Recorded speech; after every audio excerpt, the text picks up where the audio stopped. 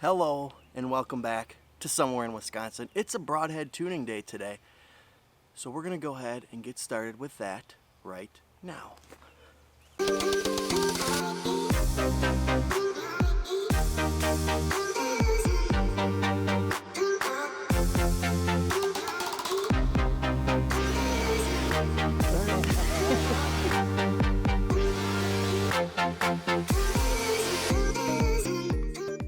Alright, broadhead tuning is one of those things that many people kind of overlook. A lot of times guys will just go ahead and, mosquitoes are terrible again. A lot of times guys will just go ahead and sight their pins in so that they hit with their broadheads, but that causes problems because then it's hard to practice during the season. So I always broadhead tune my arrows and my rest and my bow to make sure that everything's hitting in the same spot, at least to the hunting distances that I'm going to shoot. I usually will try to broadhead tune out to 50 yards. As long as my bow shoots broadheads and field points, same point of impact at 50 yards, I'm happy because I probably won't shoot a deer over 35 yards. That's just kind of my range that I feel comfortable shooting deer at. And I shoot a lot. I shoot several times a week in the summer, out to 60 yards, 80 yards, as you saw in the last video. I let a few fly at 100 now and then, but I would never shoot an animal myself personally, probably over 40 yards. If it's a giant and he's standing there just waiting for me to take him, I might shoot him at, say 40 yards. But important things you need to have for broadhead tuning, you need a broadhead target. So I love this Reinhardt 18-in-1. It's got 18 different sides that you can shoot. It's pretty durable. I don't shoot a ton of broadheads into it, but I shoot broadheads into it in the fall, usually one per end. I always shoot my broadhead first, and then I'll shoot a couple field points with it as well. Other options are these layered foam targets. This is an old one. I actually just use this as a stand now. You aren't going to get nearly as long of life out of them, but they will work at least for tuning purposes. They're much less expensive. You could probably get one for $25, $30. Whereas the Reinhardt's probably like $125 or something like that. Today we're broadhead tuning. I hope you enjoy the video. I hope it helps you shoot better. I hope it helps you feel more confident in your setup during this fall hunting season. Thank you guys so much for watching. If you like our content, don't forget to hit that thumbs up, hit the little bell, subscribe to our content, and if you want to get notifications, turn those on as well. Thanks so much for watching, guys. Let's go ahead and get started.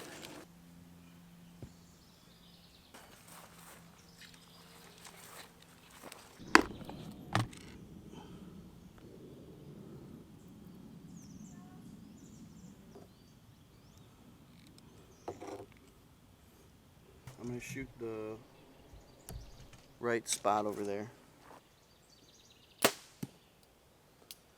I like that.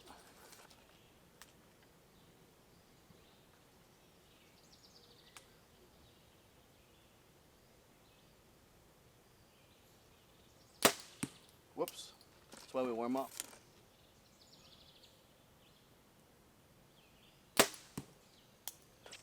Alright, first shot is going to be at 20 yards. Broadhead first, field point second. I'll zoom in on the target so you can see it from here. I also have a camera up there at the target. Felt like a good shot. Ended up right in the middle. So what's probably going to happen, this one will be close. We'll back up to 40 yards and try it again. We'll see a difference longer.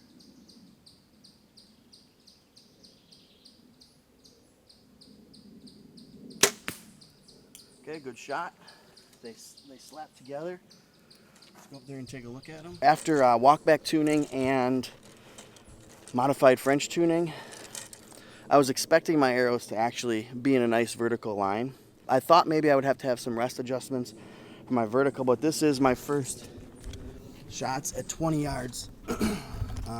It's pretty, I'm gonna back up to 40 and then we'll do this again. I gotta move over a bale or two though. I thought I'd have some adjustments at 20, but I didn't today. All right, here's the deal. I shot my first 2 arrows at 20 yards. I ended up breaking my blade on my broadhead. That means that I have to come back tomorrow or a different day to finish this video up because, here's why, because I didn't bring any extra blades. I've never broken a blade before. That kind of stinks. Next time you see me, I'm going to be in a different shirt. It's going to be a different day because I can't finish this video today with one blade on my broadhead. So, sorry about that. We'll see you guys tomorrow. I'm back. All right. Broadhead targets at 40 yards out there. I'm hoping I'm going to have some sort of rest adjustments for you. If not, then I guess I won't, and I'll have to explain it like I did in the other videos. I'm going to throw a few arrows down range, and yeah, I guess we'll see what happens, where they end up.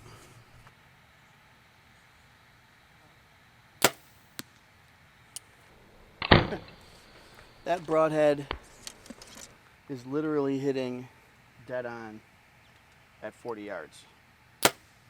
That was a terrible shot.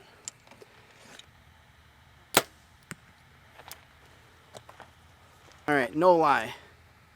That broadhead hit exactly where it was supposed to hit. When I started this process, I got a new rest. I just threw it onto my bow. I roughed it in like I explained in video number 1. I did my modified French tuning in the basement, and I have not had to make one adjustment since doing that. Not even high and low. I just kind of put my rest so my arrow was just slightly knock high. I mean, maybe a 1/16 of an inch knock high, and kind of went from there. So right now I have really good arrow flight. I'm gonna go grab the arrow out of the target down there. I'll bring you with me. You can ignore this arrow. This is user error. That was just an ugly shot. But this was a good shot. This is my field point. This was my broadhead. And at 40 yards, you can't ask much better than that. I'm just gonna go back towards that tree. I'm going to shoot a field point just to get the range, because I forgot my rangefinder. Make sure we're dialed in, and then we'll go from there. Okay, we are close to 50 out there. If this hits on at 50, I'm personally done broadhead tuning, but what I'll do is at the end of this video, I'm just going to set up a fake simulation of my broadheads, and I'll walk you through what you would do to fix these different types of problems that you might come upon. Okay, so that's kind of my plan here. Hopefully it's on a 50 for me, and then I'll do a little demo for you guys. So let's zoom in to 50. Shoot your broadheads first. That one felt good.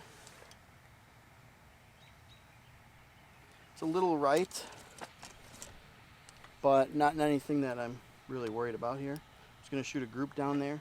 Pretty sure my broadhead tuning for myself personally is done. So what I'm going to do is I'm going to move this target up and just give you a little simulation, little demo, little talk time here, because 50 yards, I'm perfectly content with where these arrows hit. I'll shoot one more round with my broadhead just to make sure here, but granted, this is 50 yards, not the best group. I can shoot better groups, but look really quick. They're all within what, a 3-inch circle, 4-inch circle maybe. I don't know how far across it is, but we have broadhead field points.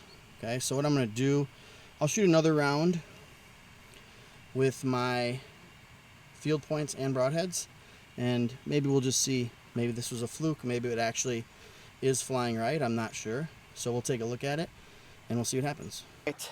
End number 2, broadhead first. Make a good strong shot. That's the goal. If it's a bad one, don't count it.